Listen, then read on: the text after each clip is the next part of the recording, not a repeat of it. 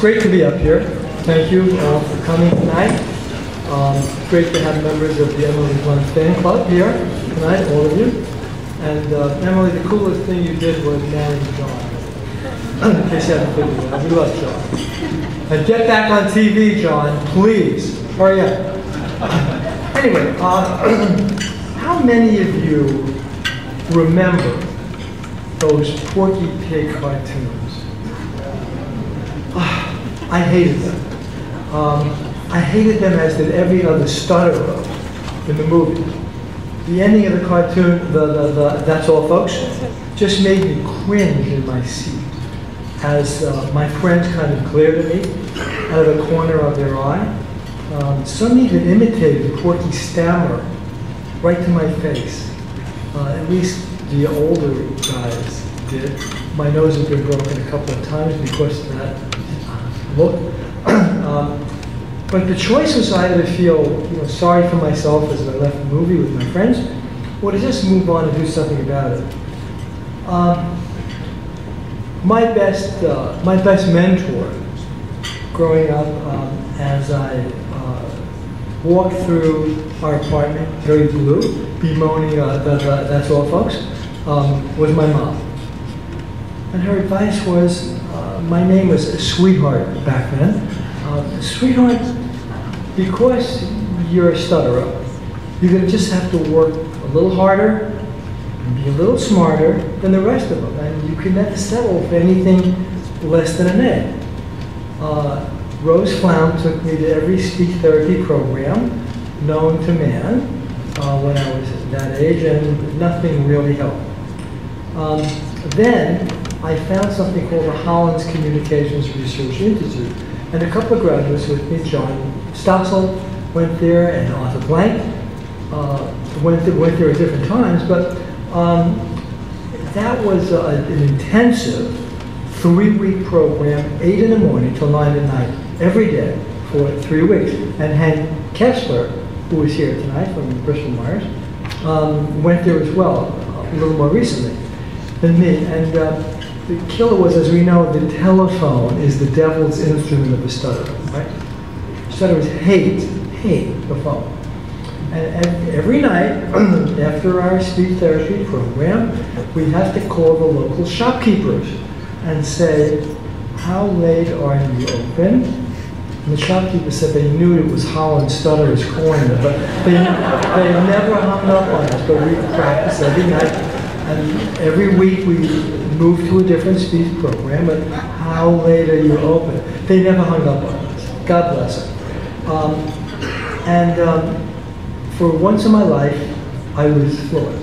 For once in my life, I was fluent. Getting in a car, driving back from Roanoke, Virginia, I was fluent. God, it was wonderful. ASI, by the way, uses the same programs as Holland does.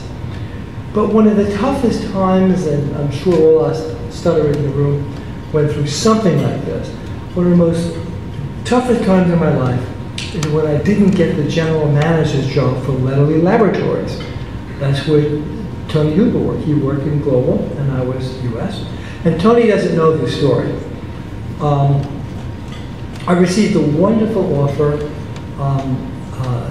6 months prior to go to another company.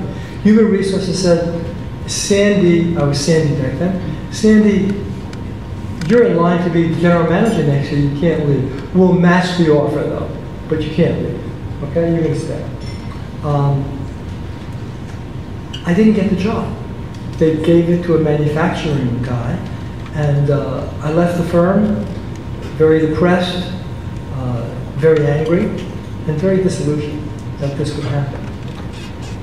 I was recruited then by a small advertising firm in New York City, and I recall on Christmas Eve a few years later, I got a call from the former assistant general manager. It was a blinding snowstorm on New Year's Eve, blinding. And I was now living in New York, and Letterly Laboratories was in Pearl River. And he said, Sandy, I need to see you for lunch. I said, George, I'd love to see you, but it's snowing. Sandy, it's very important. As you know, I have prostate cancer. Not sure how long I have, and we're leaving for Florida tomorrow. So, got got in the car and drove off the Tappan Zee Bridge, this blinding storm, to Nanuet, New York, and we met at Han Law. You remember Han Law? Becky, right? Route 59. I sat down, there was George at the table, and said, you want a drink? No, George, I'm fine. He said, well, let me tell you why I quit the board. Well, I figured it was the prostate cancer. No, that's not why I quit the board. Let me tell you why. A member of our executive committee convinced the members of the board that stuttering was a manifestation of mental illness and that you couldn't be trusted with the job. So back then the popular drink was a Seagram's 7. I had one, I had two, maybe three, I'm not sure. After that, got back in the car and kind of remembered Rose Flaum's advice that you're going to have to work a little harder and be a little smarter than the rest because you're a stutterer. So I decided back then, you know what? My resolution was I'm going to be more successful professionally than anybody there back literally.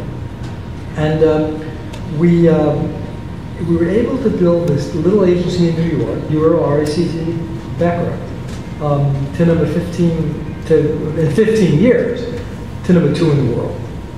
And we did end up more successful than anyone. So I want to thank Rose Flaum for that, but most importantly, my newly found mentor is my wonderful wife, Michelle, who is so supportive, so helpful.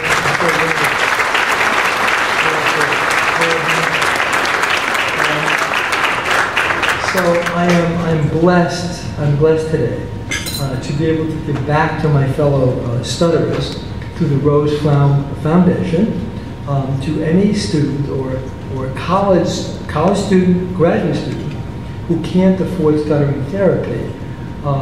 Rose Flaum Foundation has a managed to help them pay. We will help them pay for any study therapy that they need throughout the year.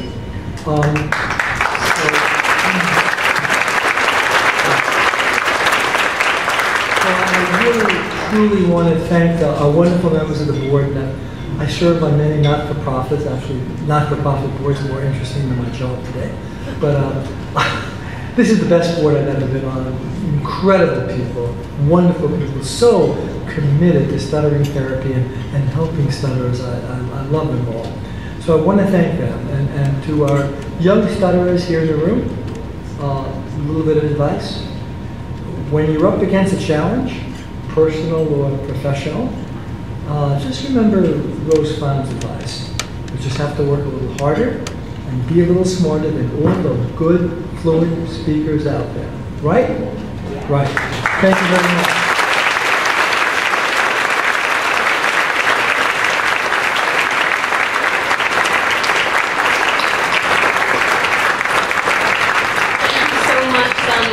I'm really happy Sonner's getting this recognition tonight because he's a huge part of AIS, and so I'm glad that it's been publicly acknowledged that he really is behind this whole thing like a steam train. So it's time for dinner. So I'll see you off to dinner for some more fun.